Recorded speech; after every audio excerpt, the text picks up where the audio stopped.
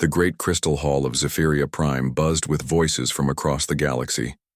Ambassador Kethvar of the Trilaxian Empire stood before the massive gathering, his blue skin shimmering under the artificial lights.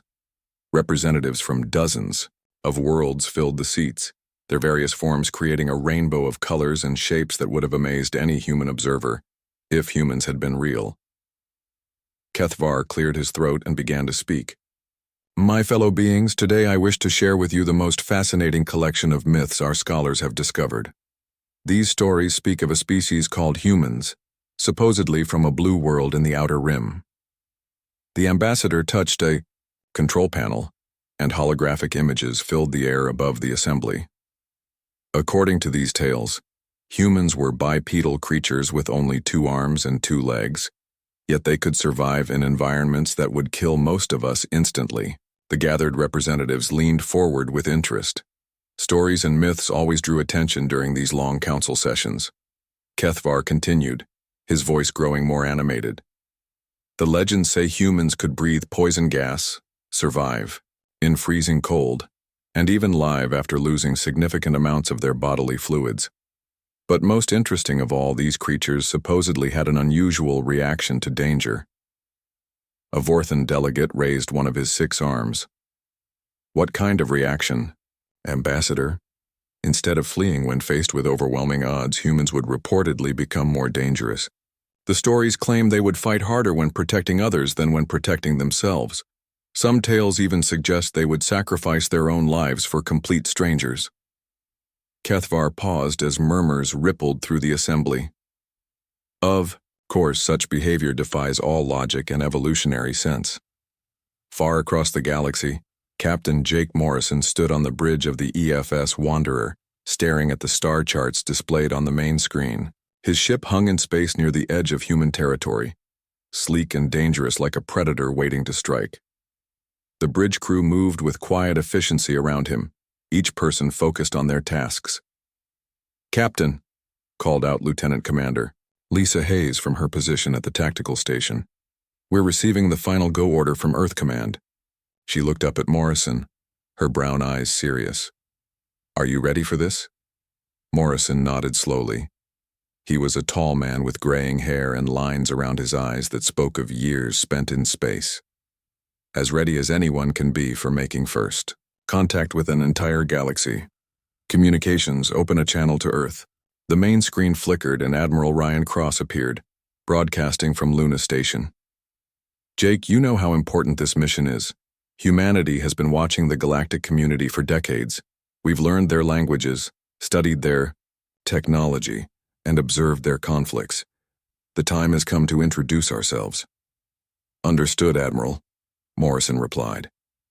But why start with a single ship? Why not send the entire fleet and announce ourselves properly?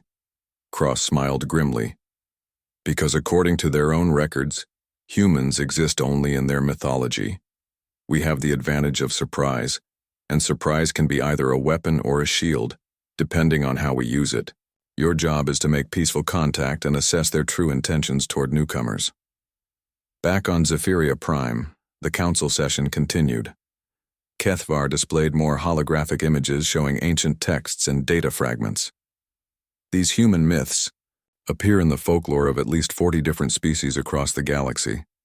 The stories are remarkably consistent, which suggests either a common origin or... He paused dramatically. Or what? Demanded a Korthak representative, his scarred features twisted with impatience. Or the humans were real, and these are not myths, but historical records. The statement sent a wave of disbelief through the assembly. Several delegates began speaking at once, their voices rising in protest.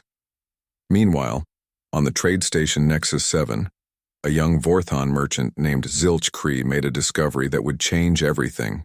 Deep in the storage levels of the ancient station, he found a collection of data crystals that had been forgotten for centuries.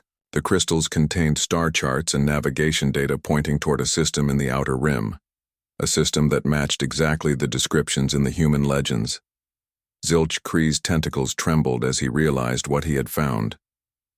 The coordinates were precise, detailed, and recent enough that someone had been updating them regularly. As he studied the data further, His excitement turned to fear. The charts showed not just one world, but an entire region of space marked with warning symbols and defense grids.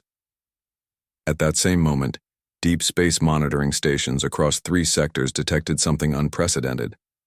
Unknown energy signatures were moving through hyperspace, heading toward the galactic core. The signatures were unlike anything in their databases, showing technology that seemed both familiar and completely alien. Captain Morrison felt the familiar sensation of hyperspace transition as the Wanderer prepared to jump toward its destination. "All stations report ready, Captain," Hayes announced. "Course laid in for the Altarian system." "Then let's go introduce ourselves to the galaxy," Morrison said quietly. "Jump." The EFS Wanderer vanished into hyperspace, carrying with it the hopes and fears of an entire species. Behind them, Earth's defense fleets waited in hidden positions, ready to respond if peaceful contact became something else entirely. The myths were about to become reality, and the galaxy would never be the same. The EFS Wanderer dropped out of hyperspace near the Altarian colony world of New Haven, and immediately Captain Morrison knew their careful plans had just become worthless. The planet below burned with the fires of orbital bombardment, and massive, Korthak warships hung in space like vultures feeding on a corpse. "My God," whispered Lieutenant Commander Hayes from her tactical station. "Captain, I'm reading at least 12 Korthak heavy cruisers and twice that many smaller vessels. They're systematically destroying the evacuation centers." Morrison watched the tactical display with growing anger. Streams of civilian transports tried desperately to escape the planet's gravity well, only to be picked off one by Korthak fighters. Each transport that died represented hundreds of innocent lives, families who would never see another sunrise. "Sir," called out Communications Officer Tony Garcia, "I'm intercepting Altarian distress calls.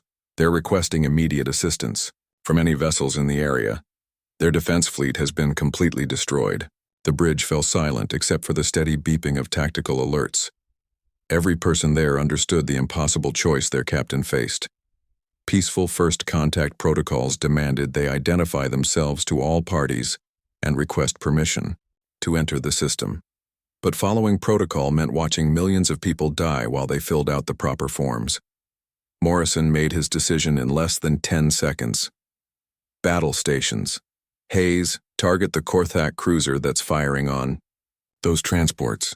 Garcia, broadcast on all frequencies that this is Captain Morrison of the Earthship Wanderer, and we're intervening to protect civilian evacuation. Hayes looked up from her console with surprise. "Captain, are you sure about this?" "We're supposed to make peaceful contact, not start a war." "The war's already started, Lisa. We're just picking a side." Morrison settled into his command chair as the ship's weapons came online. "Fire when ready." The Wanderer's main gun spoke with a voice the galaxy had never heard before. Streams of coherent energy lanced out across space, striking the Korthak cruiser with devastating precision. The enemy ship's shields flared and died under the assault, and secondary explosions rippled along its hull as critical systems failed. On the bridge of the Korthak flagship, Commander Vectorn stared at his tactical display in disbelief. "What kind of ship is that? How did they penetrate our shield so easily?" His weapons officer, a scarred veteran of dozens of campaigns, shook his head in confusion. "Sir, their energy output is beyond anything in our databases. That single volley delivered more firepower than one of our own cruisers." The Wanderer pressed its attack, moving with an agility that defied the Korthak understanding of ship design. Instead of maintaining a safe distance and trading long-range fire, the human ship dove directly into the enemy formation. Morrison's crew had trained for this kind of close-quarters combat, using their ship's superior maneuverability to devastating effect. "Helm, bring us about. Target the cruiser attacking the medical transports," Morrison ordered. "Hayes, give me everything we've got." The second Korthak ship died even faster than the first, its reactor core breaching under the concentrated fire from human weapons. The explosion lit up the darkness of space, sending shockwaves through the enemy formation. Down on the planet's surface, Altarian Defense Coordinator Prex Toll watched the impossible battle unfolding in orbit. His species had fought the Korthak for generations, and he knew exactly how outmatched a single ship should be against an entire fleet. Yet somehow, this unknown vessel was systematically destroying ships that individually outweighed it by a factor of 10. "Sir," called out his communications aide, "the unknown ship is hailing us directly." Prextall activated the communication system, and the image of a human appeared on his screen. The creature looked remarkably similar to the ancient legends, with smooth skin and only 2 eyes positioned in the front of its head. But there was something in those eyes that made Prextall step backward involuntarily. "This is Captain Morrison of the Earth vessel Wanderer. We're here to assist with the evacuation. Please transmit the locations of your remaining civilian populations." "Earth?" Prextall's voice cracked with disbelief. "You're claiming to be human? That's impossible. Humans are just myths, stories told to children." Morrison's expression hardened. "We're real enough to kill Korthak ships. Are you going to stand there debating mythology while your people die? Or are you going to help us save them?" The next hour became legend in Altarian military history. The single human ship moved through the Korthak fleet like death itself, using tactics that no military academy had ever taught. When cornered, Morrison would ram his ship directly into enemy vessels, trusting his superior shields and hull design to carry them through. When outnumbered, he would use debris fields and planetary rings as cover, appearing without warning to strike at vulnerable targets. The most shocking moment came when the Wanderer's medical officer, Dr. Carl Thompson, transported down to the planet's surface to assist with casualties. The Altarians watched in amazement as the human doctor worked tirelessly to save both his own wounded crew members and injured aliens he had never seen before. "Your physiology is completely different from ours," Prextall observed as he watched Thompson work. "How do you know how to treat our injuries?" Thompson didn't look up from his patient, an Altarian child who had been caught in the bombardment. "Medicine is medicine. Pain is pain. Besides, we've been studying you people for decades." He administered a dose of modified human medication that should have been completely incompatible with Altarian biology. The child's vital signs immediately improved. By the time the last Korthak ship retreated into hyperspace, the impossible had happened. A single human vessel had defeated an entire fleet and saved the population of New Haven. But the victory came at a cost that would echo across the galaxy. Within hours, news of the battle spread through the galactic communication networks. The mythical humans had not only proven themselves real, but they had declared themselves enemies of the Korthak Dominion. More disturbing to military analysts across known space, they had demonstrated technology and tactics that made existing naval doctrine obsolete overnight.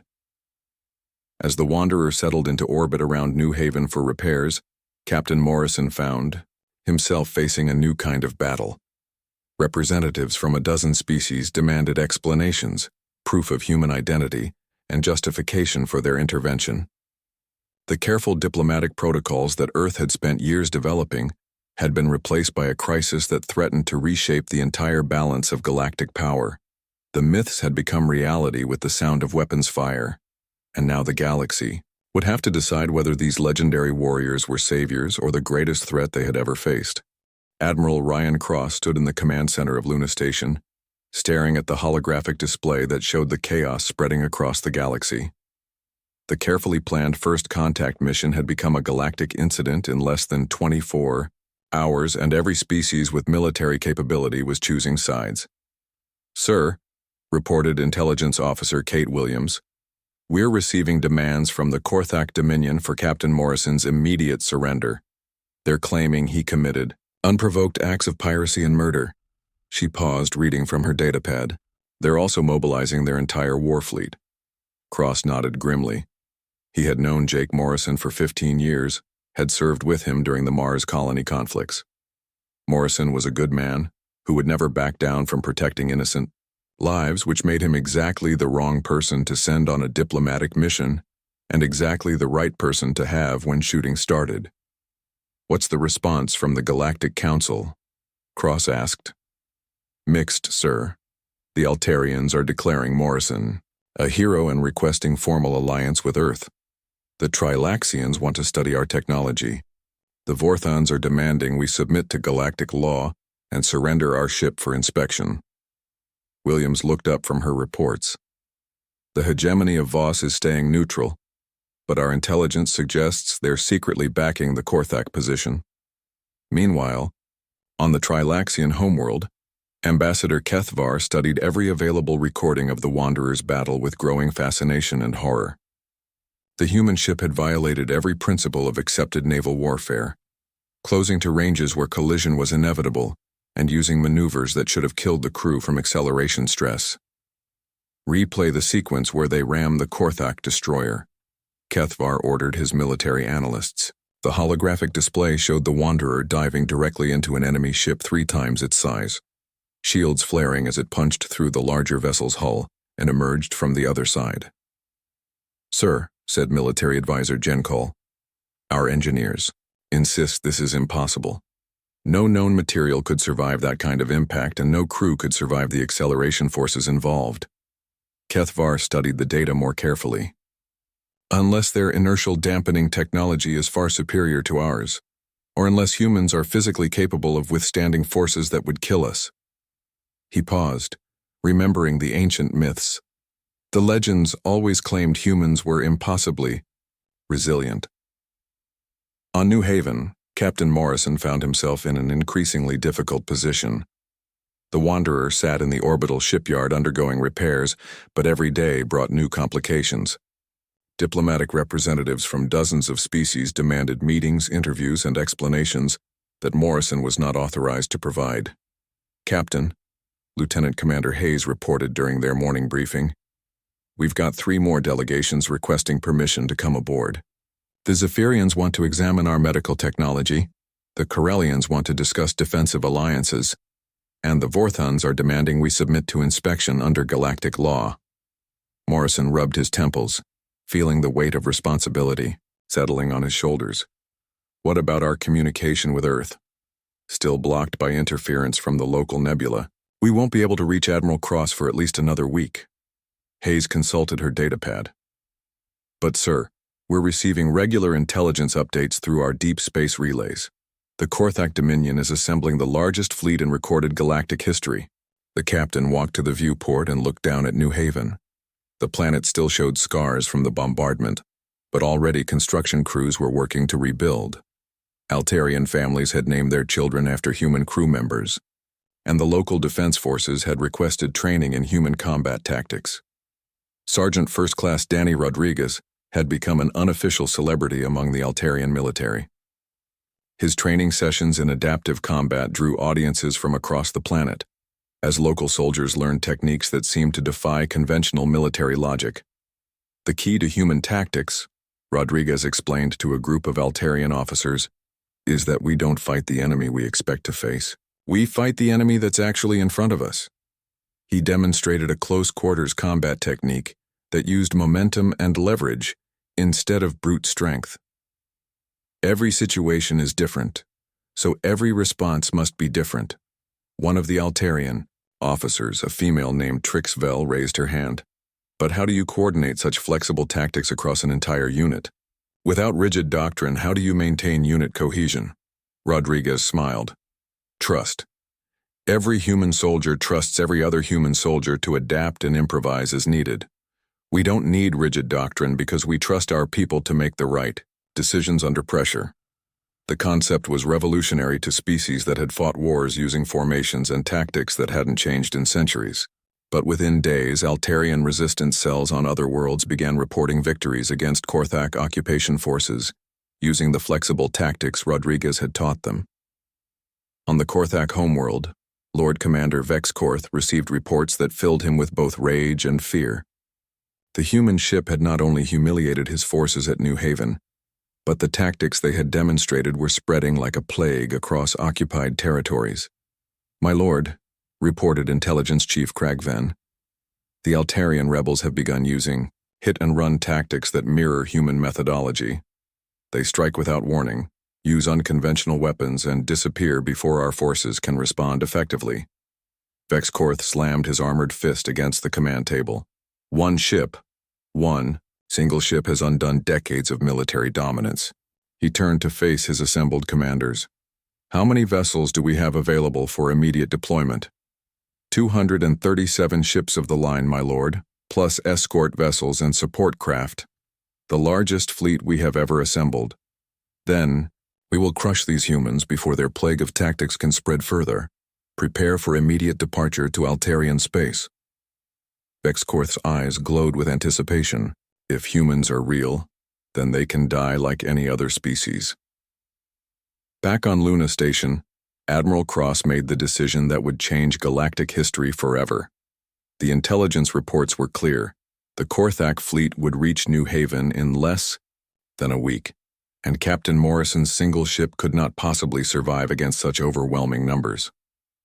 Communications. Send a message to all Earth Defense Fleet commanders, Cross ordered. Operation Revelation is now active. All ships are to converge on the Altarian system immediately. Officer Williams looked up in surprise.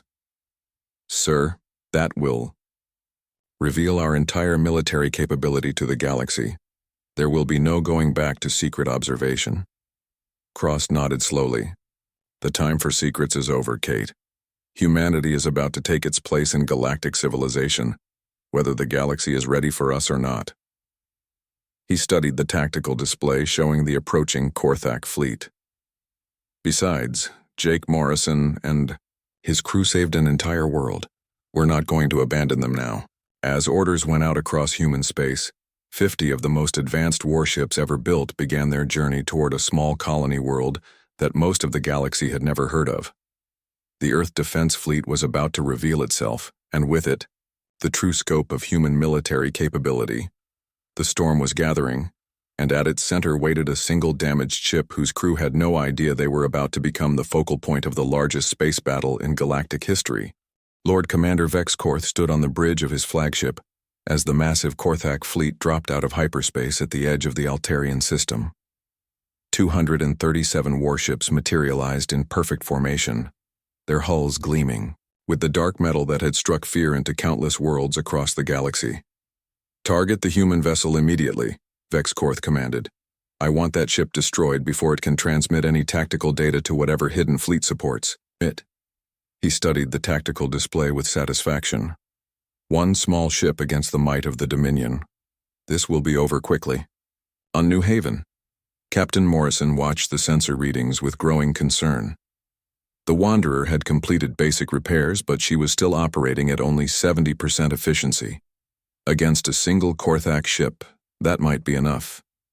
Against 200, it was a death sentence. Captain, Hayes reported from her tactical station, I'm detecting massive hyperspace distortions throughout the system. Something big is coming through. She looked up at Morrison with hope and fear mixed in her expression.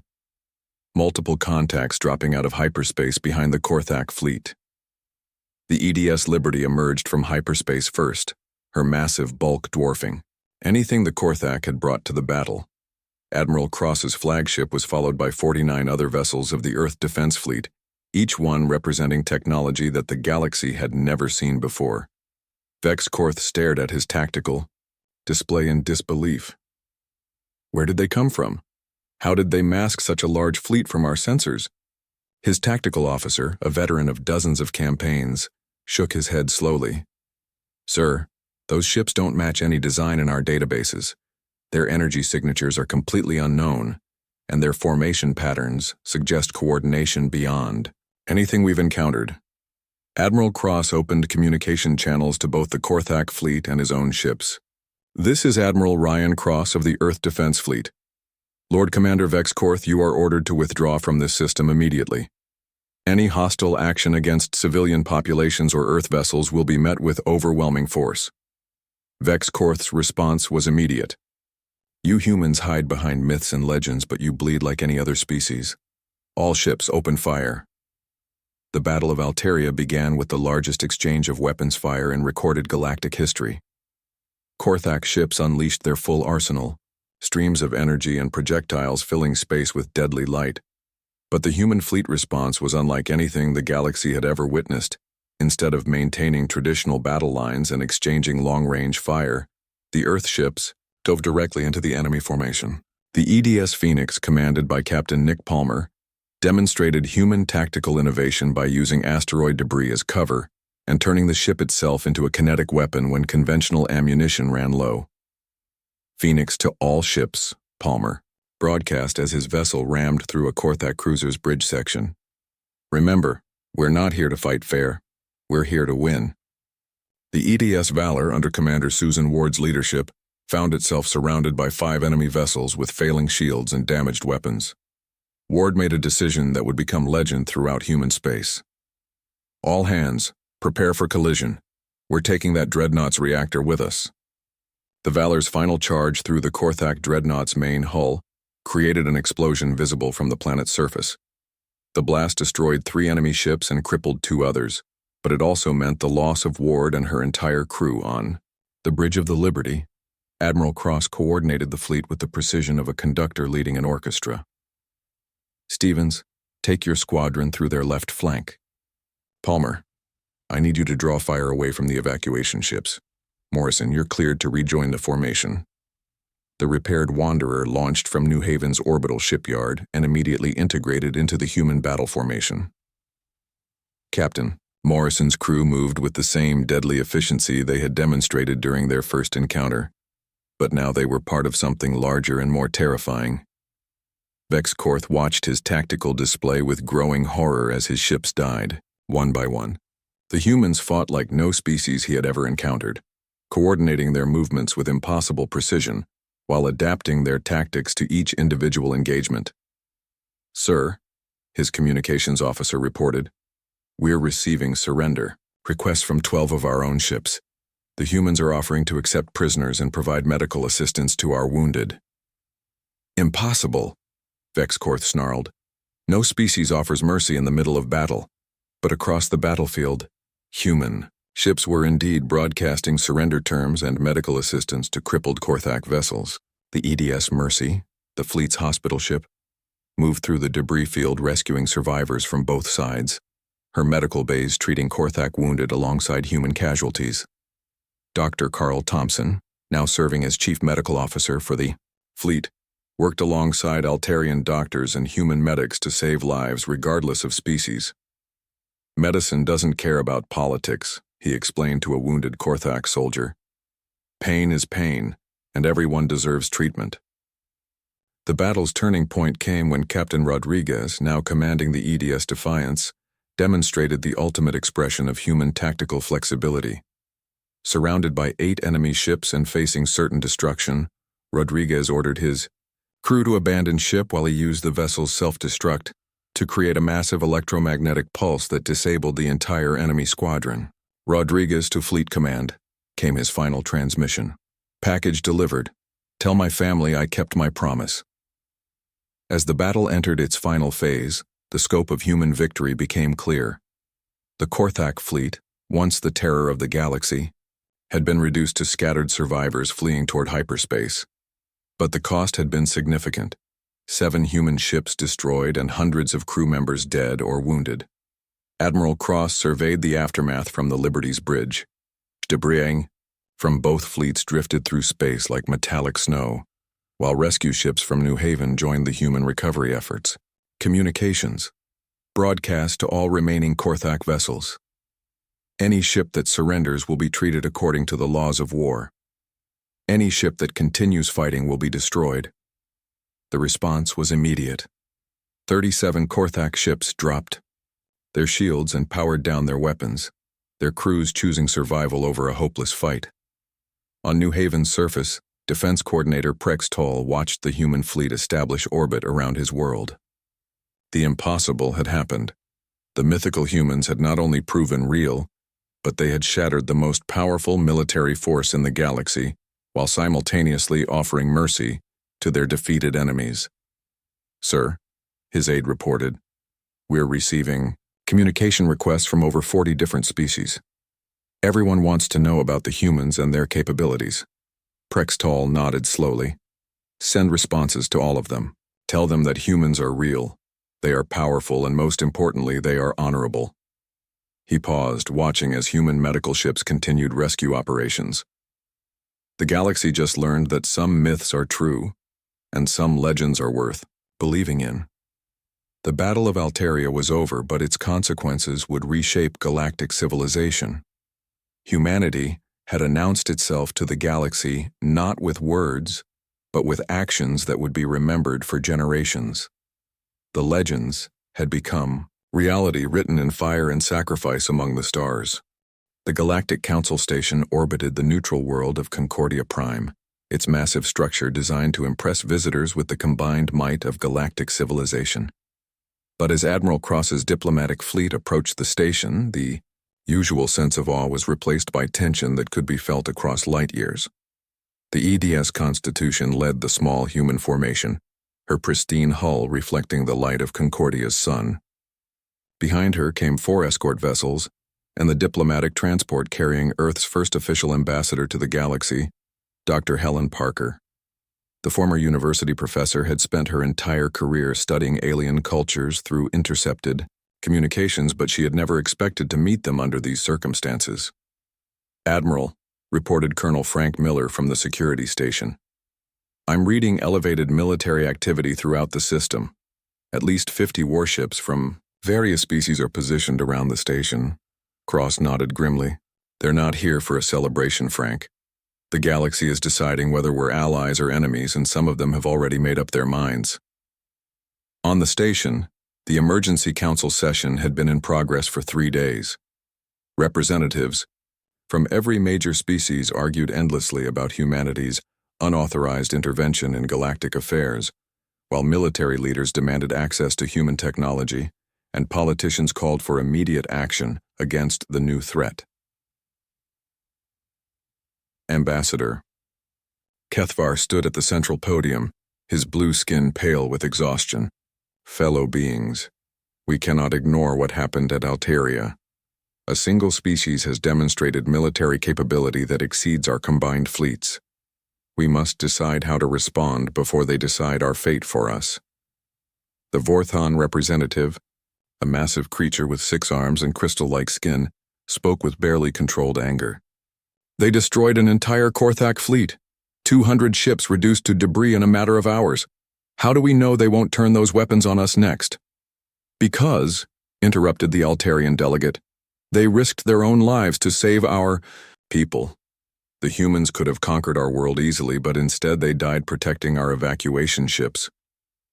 Dr. Parker entered the council chamber with Colonel Miller and a small security detail, and the debate immediately fell silent. Every eye in the vast chamber focused on the small group of humans walking calmly toward the witness stand. "Honorable delegates," Dr. Parker began, her voice carrying clearly through the chamber's acoustics. "I am Dr. Helen Parker, representing the United Earth government. I understand you have questions about our recent actions." The Vorthon representative stood immediately. "Dr. Parker, humanity stands accused of violating galactic law by interfering in a sovereign military operation. How do you answer these charges?" Parker smiled calmly. "I reject the authority of this council to judge human actions. Earth was never invited to join your galactic community, despite our attempts at peaceful contact over the past 30 years. She activated a holographic projector, filling the chamber with documented evidence. These are records of 17 different attempts by Earth to establish diplomatic relations, all of which were ignored or rejected." The chamber erupted in protests and denials, but Parker continued speaking. "Furthermore, we have evidence that several council member species have been mining dead human colony worlds for the past decade, believing humans to be extinct." The holographic display showed detailed surveys of stripped mining operations on worlds that had been listed as uninhabited. Kethvar leaned forward with interest. "What evidence do you have of these alleged mining operations?" "Complete sensor logs, shipping records, and communication intercepts. The hegemony of Voss alone has extracted over 40 billion credits worth of rare metals from former human settlements." Parker's expression remained calm, but her words carried the weight of absolute certainty. The Voss representative, a tall humanoid with silver skin, stood quickly. "These are false accusations. The hegemony has never violated galactic law regarding dead worlds. Then you won't mind submitting to a full investigation of your mining operations in the Kepler sector. Parker replied smoothly. Unless, of course, you have something to hide. The debate might have continued for hours, but it was interrupted by the sudden wailing of emergency alarms throughout the station. The main display screens flickered to life, showing tactical readings that sent panic through the assembled delegates. Emergency jump signatures detected, announced the station's automated systems. Multiple hostile vessels entering the system. Colonel Miller was at Dr. Parker's side instantly, his hand moving to his weapon. Ma'am, we need to get you to safety immediately. But Parker stood her ground as chaos erupted around them. No, Frank. If we run now, they'll think we planned this. The attacking force materialized with devastating precision. Korthak Dominion ships supported by vessels from the hegemony of Voss, all bearing down on the council station with weapons charged and shields raised. The surprise assault was designed to eliminate both the council leadership and the human diplomatic mission in a single coordinated strike. All defensive units, this is Station Command, broadcast the Altarian Station Commander. We are under attack by combined Korthak and Voss forces. All civilians to emergency shelters immediately. The station's defensive systems came online, but they were designed to handle pirates and terrorists, not a full military assault. Within minutes, enemy boarding craft were attaching to the station's hull like metallic parasites. Colonel Miller's security team numbered only 50 humans, but they moved with efficiency that amazed the alien security forces. All right, people, Miller broadcast to his scattered teams. We've got thousands of enemy boarders incoming and millions of civilians to protect. Remember your training and trust your teammates. The defense of Council Station became a masterclass in human warfare. Miller's teams used improvised weapons and adaptive tactics, turning the station's own infrastructure into defensive advantages. Maintenance shafts became sniper positions, cargo bays became kill zones, and every intersection became a potential battleground. Dr. Thompson, now serving as the diplomatic mission's chief medical officer, found himself treating wounded delegates, while laser fire echoed through the corridors around them. When Ambassador Keithvar was critically injured by a Korthak grenade, Thompson worked for 3 hours to save the Trilaxian's life, using techniques that should have been impossible given the differences in their anatomies. Why are you helping? Me? Keithvar whispered as Thompson administered another dose of modified human medication. Your people owe us nothing. Thompson didn't look up from his work. Because that's what humans do. We protect people who can't protect themselves. The battle raged for 6 hours before Admiral Cross's fleet arrived and destroyed the attacking forces. But by then, the galaxy had witnessed something unprecedented. Human soldiers dying to protect alien civilians they had met only days before.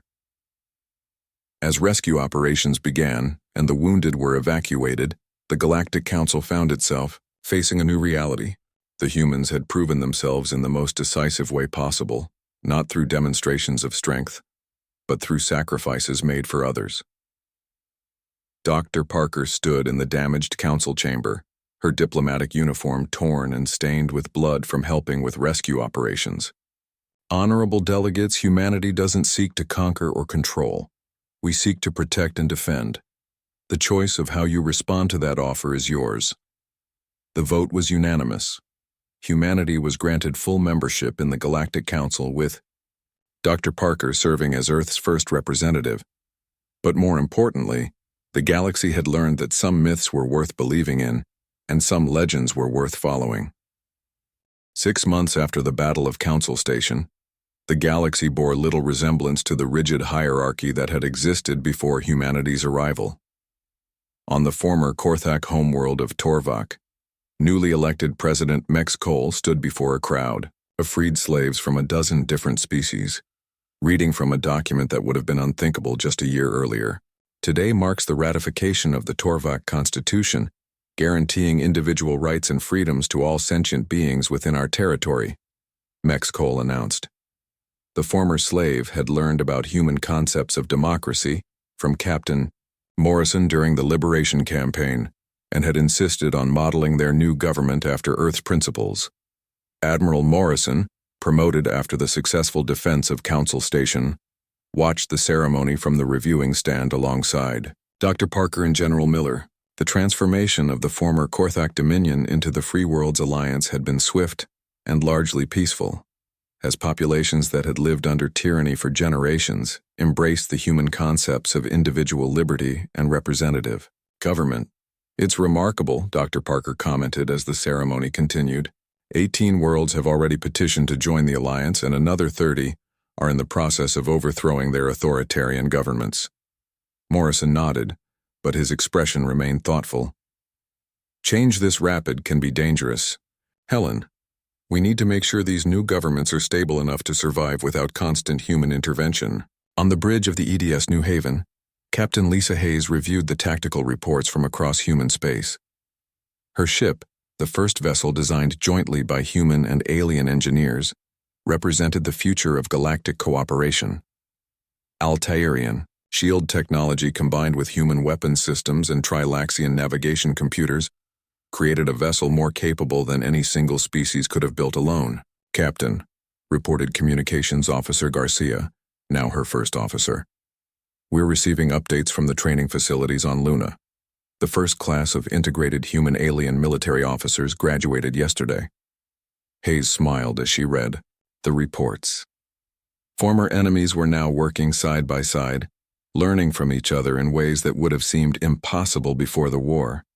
Korthak soldiers who had chosen freedom over slavery trained alongside human Marines, while Altarian officers learned human tactical flexibility, and humans studied alien logistics and supply management. The changes extended far beyond military cooperation. On the research station New Horizons, Dr. Thompson worked with medical teams from 15 different species to develop treatments that could save lives across the galaxy. Human medical techniques combined with alien biological knowledge had already eliminated 3 major diseases and significantly extended the lifespan of several species. The breakthrough came when we realized that human medicine focuses on adaptation rather than standardization, Thompson explained to a gathering of galactic medical professionals. Instead of trying to find one treatment that works for everyone, we develop treatments that adapt to individual biology. But perhaps the most significant changes were happening in the Outer Rim territories, where exploration vessels from the newly formed Galactic Exploration Service pushed into regions that had been considered too dangerous for previous expeditions. The EDS Destiny, commanded by Captain Rodriguez, had been exploring uncharted space for 3 months when they made a discovery that would reshape understanding of galactic history. Captain, reported Science Officer Lisa Chen, we're detecting artificial structures on the 4th planet. They appear to be ancient, possibly predating any known civilization. Rodriguez studied the sensor readings with growing excitement. The structures were massive, clearly designed by an intelligence that surpassed anything the galaxy had encountered. But more intriguing were the energy signatures coming from the ruins, signatures that matched human technology despite being millions of years old. Take us into orbit, Helm. Chen, I want full sensor sweeps of everything down there. Rodriguez activated the ship's communication system. This is Destiny to Earth Command. We may have found something that explains why human technology seems so familiar to ancient alien myths. Back on Earth, General Miller oversaw the training of the first integrated peacekeeping forces from his headquarters on Luna. The combined human-alien units were already proving their worth in conflict zones across the galaxy, bringing stability to regions that had known only war for generations. The key to successful integration, Miller explained to a group of visiting military commanders, is understanding that every species brings unique strengths to the team. Humans excel at adaptation and individual initiative. Altarians are master. Strategists, Trilaxians understand logistics better than anyone. And even former Korthak soldiers bring valuable experience in planetary assault operations. One of the visiting commanders, a Vorthan general named Crixtel, raised a concern that had been voiced throughout the galaxy. General Miller, many of my people worry that humans will eventually dominate galactic civilization through military superiority. How do we know this cooperation will continue? Miller's response reflected the philosophy that had guided human expansion into galactic society. Because domination isn't our goal, General. We learned long ago that the strongest civilizations are built on voluntary cooperation, not forced compliance. Every species in this galaxy has something valuable to contribute, and we're all stronger when we work together. The proof of that philosophy came daily through the reports flooding into Council Station. Trade between former enemies had increased by 300%. Scientific collaboration had led to breakthroughs that benefited every species, and conflicts that had raged for centuries were being resolved through negotiation rather than warfare. Dr. Parker, now serving as the first human member of the reformed Galactic Council, stood before the assembly to deliver her quarterly report on human integration efforts. The chamber that had once been filled with suspicion and fear now buzzed with collaborative energy, as representatives from dozens of species worked together on problems that affected the entire galaxy. Fellow beings, Dr. Parker began. 6 months ago, many of you wondered whether humans represented salvation or destruction for galactic civilization. Today I can report that the answer is neither. We represent opportunity, the chance to build something better than what came before. As if to emphasize her point, the chamber's main display activated to show a live transmission from the edge of galactic space. Captain Rodriguez's voice filled the chamber as he reported his discoveries in the ancient ruins. Council members, what we found here suggests that the species we call the predecessors may have been the origin point for what we now recognize as human DNA. These ruins contain technology that matches human design principles despite being millions of years older than human civilization. The implications were staggering. If humans were somehow connected to the mysterious predecessors who had vanished eons ago, it would explain why human technology seemed to integrate so easily with ancient alien systems, and why human myths appeared in the folklore of species across the galaxy. But for Ambassador Kethvar, now serving as the Council's Secretary General, the discovery represented something more important than archaeological significance. He stood to address the chamber, his voice carrying the weight of newfound wisdom. My friends, whether humans are connected to the predecessors or simply represent the galaxy's newest chapter matters less than what they have taught us. 6 months ago, we were a collection of separate species competing for resources and territory. Today, we are beginning to become something greater, a true galactic civilization built on cooperation rather than conquest. As the session concluded and representatives returned to their homeworlds, the transformation continued. Former slave worlds celebrated their first free elections, research teams made discoveries that benefited every species, and exploration, vessels pushed further into the unknown than ever before. The myths had become reality, but more importantly, reality had become something worth fighting for. Humanity had not conquered the galaxy. They had shown it how to conquer itself, to rise above the limitations of fear and suspicion and build something worthy of the stars themselves. In the outer rim, the EDS destiny continued its journey into the unknown, carrying with it the hopes and dreams of a galaxy that had finally learned to work together. The legends were real, but the greatest legend of all was just beginning to be written.